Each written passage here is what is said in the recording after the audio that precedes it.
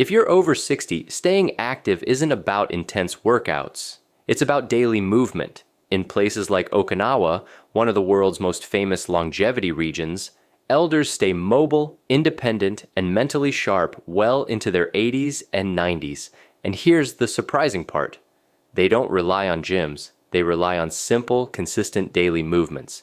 Today, I'll show you 6 movements Japanese elders practice every day and the science explaining why they protect your heart, brain, joints, and muscles after 60. Let's begin. In the quiet mornings of Okinawa, before the streets fill and before the sun fully rises, you will often see something remarkable. Not elderly people rushing to a gym, not pushing through punishing workouts, but simply moving gently, consistently, as if their bodies were designed to keep flowing rather than to perform. This is not accidental, it is cultural, it is biological, and it may be one of the most powerful longevity secrets the modern world has overlooked. If you are over 60, your body is not failing you, it is adapting. After the age of 30, adults lose approximately 3% of muscle mass per decade, and that rate accelerates after 60. This condition, known as sarcopenia, is one of the strongest predictors of frailty, falls, and loss of independence. But here is what most people misunderstand. Muscle loss is not simply a result of aging, it is largely a result of disuse.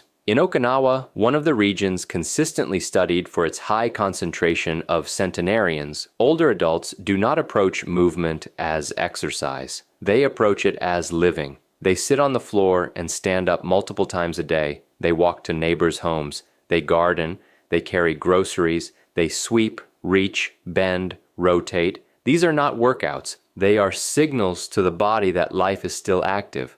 And the body responds to signals. Every time you stand up from a chair, your quadriceps and gluteal muscles fire. These are among the largest muscles in your body. When they contract, they release myokines, chemical messengers that travel through the bloodstream and reduce inflammation. Chronic inflammation is one of the underlying drivers of heart disease, Alzheimer's disease, type 2 diabetes, and even certain cancers. A simple sit-to-stand movement, repeated daily, becomes a biochemical anti-inflammatory therapy. When you walk at a moderate pace, something extraordinary happens inside your arteries. The increase in blood flow stimulates the release of nitric oxide, a molecule that relaxes and widens blood vessels. This lowers blood pressure naturally. It reduces strain on the heart. It improves oxygen delivery to the brain. Hypertension affects the majority of adults over 60, yet regular daily walking has been shown in large-scale studies to reduce systolic blood pressure by measurable, clinically meaningful amounts. But intensity is not the hero here. Consistency is. High-intensity workouts can be beneficial, but they also carry higher injury risk in aging joints and tendons. Cartilage thins with age. Tendon elasticity decreases. Recovery time lengthens. The Japanese longevity model does not rely on stress overload. It relies on repeated, manageable stimulus. Small movements, done daily, preserve joint lubrication by stimulating synovial fluid production. Motion becomes nourishment for the joints. Balance, too, is quietly trained. Each time an older adult squats to the floor or shifts weight while gardening, the nervous system recalibrates. Tiny, stabilizing muscles in the ankles and hips activate. Neural pathways responsible for proprioception, your sense of body position, are reinforced. Falls are one of the leading causes of injury-related death in adults over 65. Yet regular low-level balance challenges can significantly reduce fall risk by improving reaction time and coordination. There is also a metabolic story unfolding beneath the surface. After 60, insulin sensitivity often declines. Blood sugar remains elevated longer after meals, but skeletal muscle is the largest site for glucose disposal. When muscles contract, they absorb glucose from the bloodstream independent of insulin. This means that frequent light movement throughout the day acts as a natural blood sugar regulator. A short walk after meals can blunt glucose spikes that would otherwise damage blood vessels over time. And then there is the brain. Physical movement increases cerebral blood flow. It stimulates the production of brain-derived neurotrophic factor, often called BDNF, a protein that supports neuron survival and growth. Lower levels of BDNF are associated with cognitive decline. Daily movement becomes a message to the brain. Stay sharp, stay connected, stay alive. Studies consistently show that older adults who engage in regular moderate physical activity have lower rates of dementia compared to sedentary peers. What is striking in Okinawa is not the presence of extreme athletes in their 80s. It is the absence of prolonged sitting. Prolonged sitting slows metabolism dramatically. Within hours, lipoprotein lipase activity, an enzyme critical for breaking down fats in the blood, decreases. Circulation slows. Muscles electrically quiet. The body interprets stillness as shutdown. Breaking up sitting time every 30 to 60 minutes with even 2 minutes of standing or walking can reverse some of these metabolic effects. Longevity is not built in 1 hour at the gym. It is built in the other 23 hours of the day. In Western societies, exercise is often compartmentalized, a scheduled event. In Japanese elder culture, movement is woven into daily life. The difference may seem subtle, but biologically, it is profound. When movement is integrated into routine behaviors, adherence increases, consistency increases, injury decreases, stress decreases. The body receives frequent low-level reminders to maintain strength and coordination. There is also a psychological dimension. Movement with purpose, tending a garden, visiting a friend, preparing a meal, engages the mind. It provides meaning. Purpose itself has been associated with lower mortality risk in multiple longitudinal studies. When movement serves life rather than performance metrics, it becomes sustainable. And sustainability is everything after 60. You do not need punishing regimens. You need daily signals. Sit and stand from a chair 10 times. Walk 20 minutes at a pace where you can still speak in full sentences. Stretch your shoulders and rotate your spine gently each morning. Carry light groceries. Rise from the floor carefully and deliberately. These are not small actions. They are biological instructions telling your muscles to stay, your arteries to stay flexible, your brain to stay engaged. The tragedy is not that the body ages. The tragedy is that modern life has removed the natural movements that once protected it. Elevators replaced stairs, chairs replaced floors, cars replaced walking, screens replaced errands. The body adapted to scarcity of movement and disease followed, but adaptation works both ways. When you begin moving daily, even gently, muscle fibers are recruited again. Mitochondria, the energy producers inside your cells, increase in number and efficiency. Circulation improves. Mood stabilizes through endorphin release. Sleep quality often improves. Pain may lessen as supportive muscles strengthen around joints. There is no magic exercise. There is only the biology of use versus disuse. The elders of Okinawa are not defying aging. They are respecting physiology. They understand, whether consciously or culturally, that the human body was built for frequent motion, not occasional strain. Their longevity is not an accident. It is a pattern. And patterns can be adopted. If you are over 60, your future independence will not be decided in a single workout. It will be decided by whether you move today and tomorrow and the next day. The science is clear. The data is consistent. The body responds to repeated, gentle challenge with resilience. Move daily, not to impress anyone, not to chase intensity, but to send a quiet, powerful message to every cell in your body: we are still living. Most people over 60 believe that if they are walking every day, they are fully protected, that a brisk stroll around the block is enough to defend the body against aging, enough to keep the heart strong and the future secure. But what many do not realize is that walking alone does not train the systems that most often fail first. The greatest threat to independence after 60 is not heart disease alone. It is falling, and falls are not primarily caused by weak lungs or poor endurance. They are caused by loss of balance, slower reaction time, and weakening stabilizing muscles that quietly shut down with age. Every year, millions of adults over 65 experience a fall, and according to global health data, falls are one of the leading causes of injury-related death in older adults. Yet balance training remains one of the most neglected forms of preventive medicine. You can walk 5 miles a day and still lose the ability to catch yourself when you trip, because walking is linear, predictable, and repetitive, but life is not. When you step off a curb unexpectedly, when you turn too quickly, when you shift your weight to avoid an obstacle, That is not cardio fitness being tested, that is your nervous system, your inner ear, your joint receptors, and the small stabilizing muscles around your hips and ankles being tested in a fraction of a second. And those systems decline silently. After 60, the sensory cells inside the vestibular system of the inner ear begin to reduce in number. Nerve conduction velocity slows. Muscle fibers responsible for rapid stabilization, known as type 2 fast-twitch fibers, shrink faster than slow-twitch endurance fibers. This means the body becomes slower at correcting imbalance. The danger is not weakness alone, it is delay.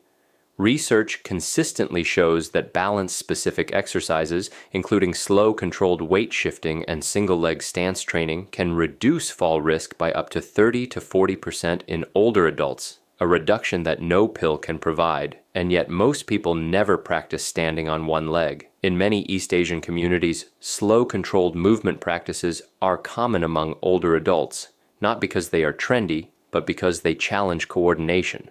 The slow transfer of weight from one foot to another forces the brain to calculate position, angle, and muscle tension continuously. This constant recalibration strengthens neural pathways. When you practice controlled balance movements, you are not just moving muscles, you are reinforcing synapses inside the cerebellum, the part of the brain responsible for coordination. Neuroplasticity does not stop at 60, but it does require stimulation. Without stimulation, pathways weaken. With repetition, they strengthen. Walking trains endurance, balance training protects survival.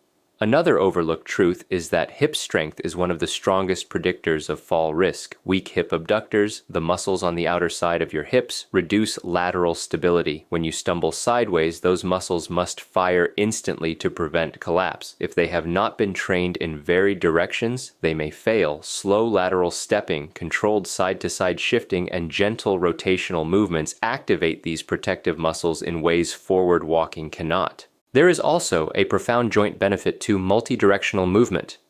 Cartilage has no direct blood supply. It receives nutrients through compression and decompression. When you move joints through varied ranges of motion, you stimulate the flow of synovial fluid, the natural lubricant of the joint. Limited movement patterns can starve cartilage of this essential nourishment. Pain often follows stiffness, and stiffness often follows underuse. Controlled rotational and balance-focused movement restores circulation within joint capsules, maintaining mobility that linear cardio alone cannot preserve. But perhaps the most powerful reason balance and mobility training matter is what happens in the brain.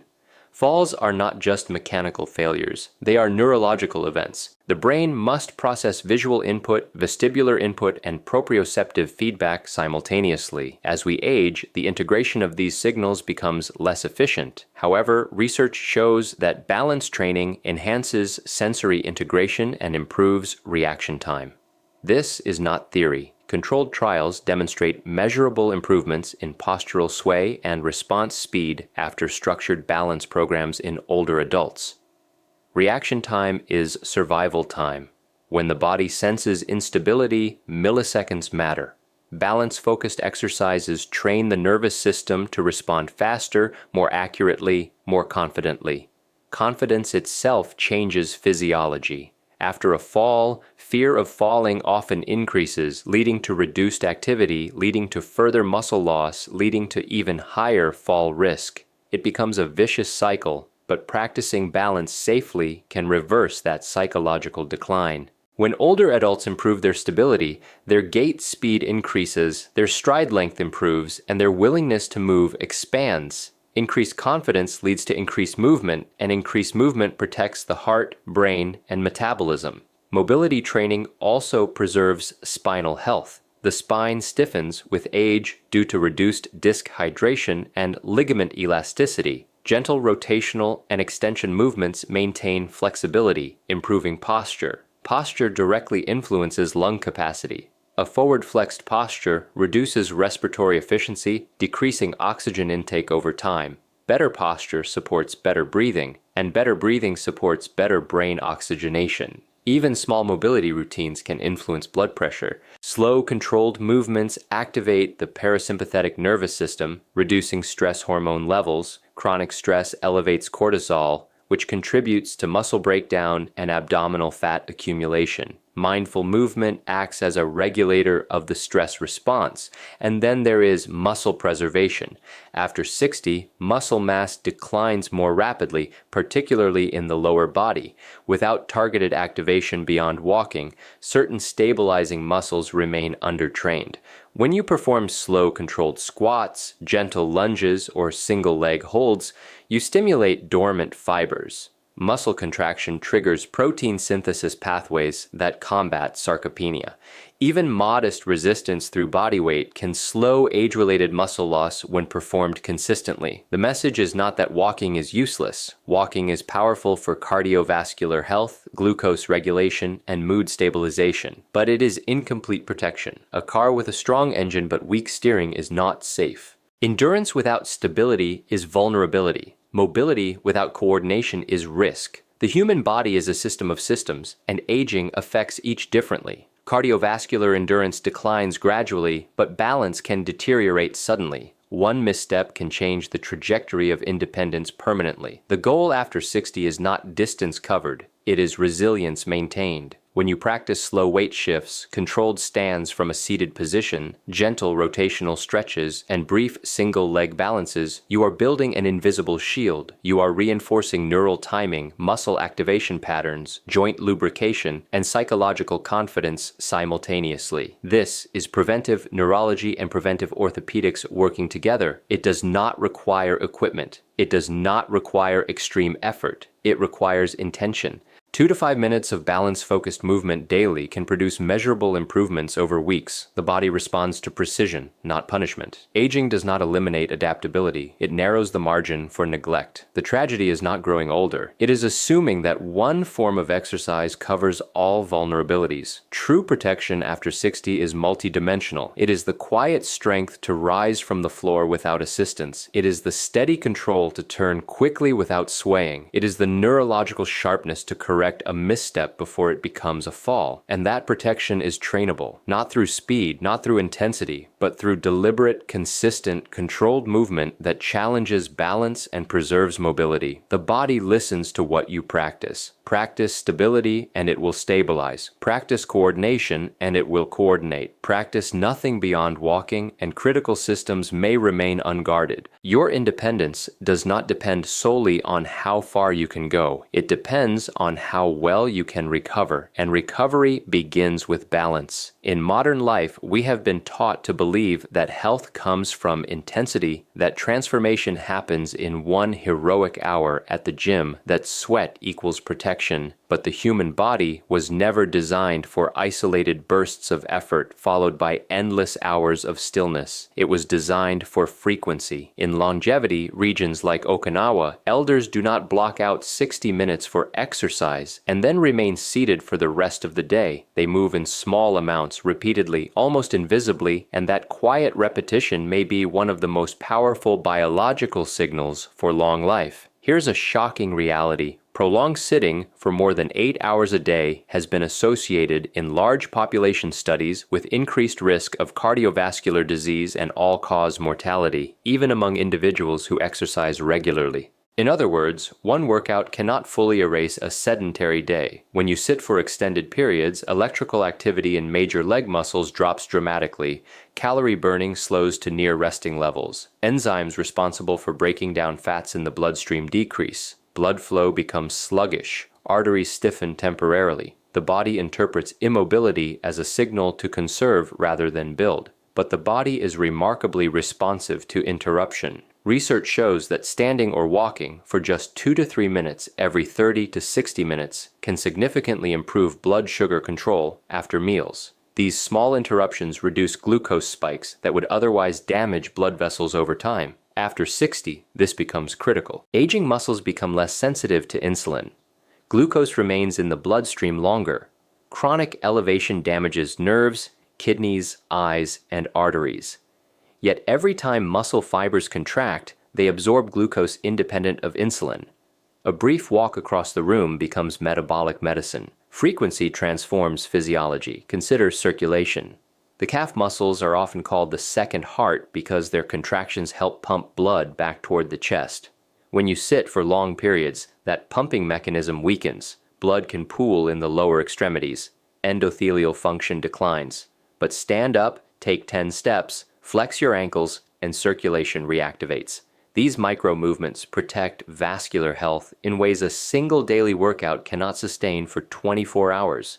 The same principle applies to the brain. Cerebral blood flow decreases during prolonged sitting, mental fog increases, reaction time slows, but brief movement breaks have been shown to improve attention and executive function.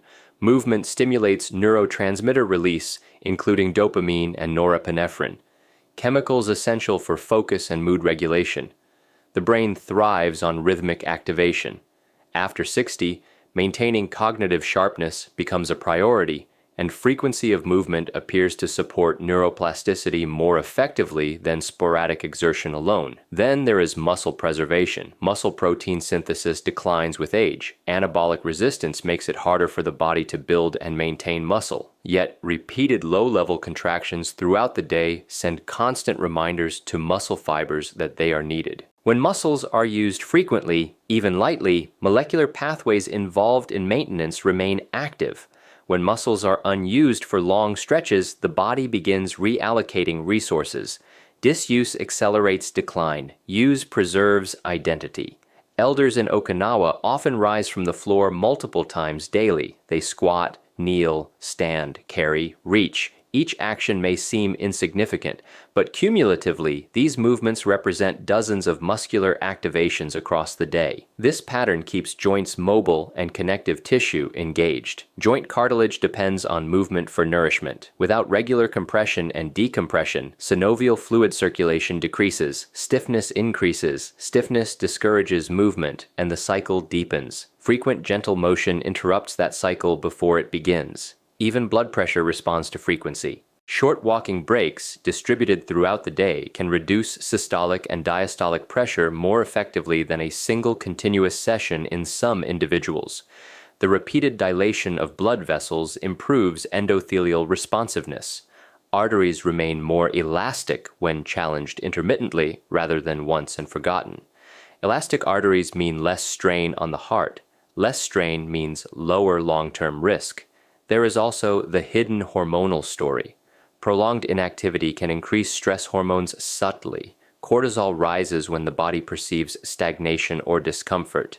Brief movement lowers cortisol and stimulates endorphin release. Mood stabilizes, anxiety decreases, sleep quality improves, sleep itself regulates immune function and memory consolidation. Frequency of movement quietly shapes the entire hormonal environment of aging, and perhaps most importantly, frequent movement preserves independence. The ability to stand up easily, to walk across a room without stiffness, to bend and reach without hesitation does not come from one concentrated effort. It comes from repetition embedded in daily life. When movement becomes a lifestyle rather than an event, it becomes sustainable. Sustainability determines outcomes. Intense programs often fail because they rely on motivation. Frequent small actions rely on routine. Routine requires less willpower. It integrates into identity. It becomes automatic. Automatic behaviors last. The tragedy of modern aging is not lack of access to gyms, it is excessive sitting.